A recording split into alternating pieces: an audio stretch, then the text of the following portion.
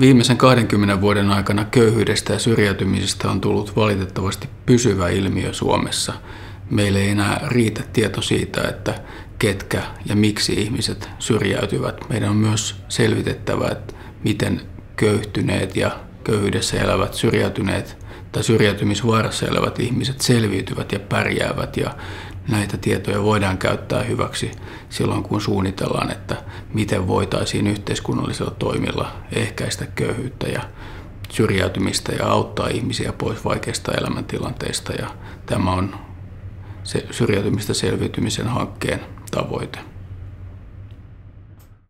Syrjäytymisestä selviytymisen Suomessa on ainutlaatuinen seuranta-aineisto, joka on kerätty vuosien 2006 ja 2012 välillä yli 150 samalta ihmiseltä.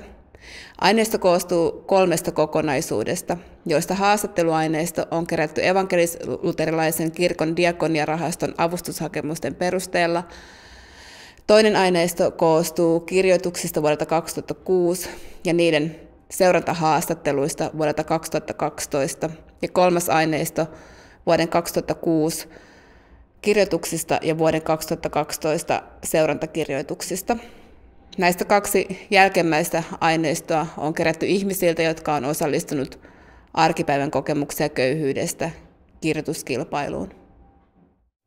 Aineiston avulla olemme kiinnostuneita tutkimaan, miten taloudellista niukkuutta ja sosiaalisia vaikeuksia kokeneet ihmiset ovat tunteneet selviytyneensä viime vuosien aikana ja minkälaisia muutoksia heidän elämässään on tapahtunut.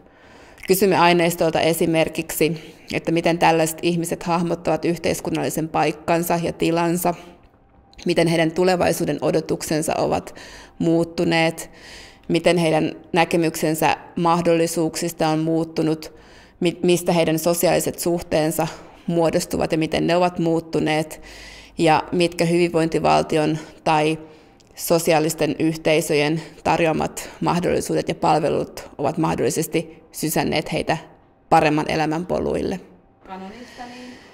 Syrjäytymistä selviytymisen Suomessa tutkimusryhmä tekee tiivistä yhteistyötä Kuka kuuntelee köyhää -verkoston kanssa, joka toimii köyhien äänitorvena ja osallistuu köyhyyttä koskevaan poliittiseen keskusteluun.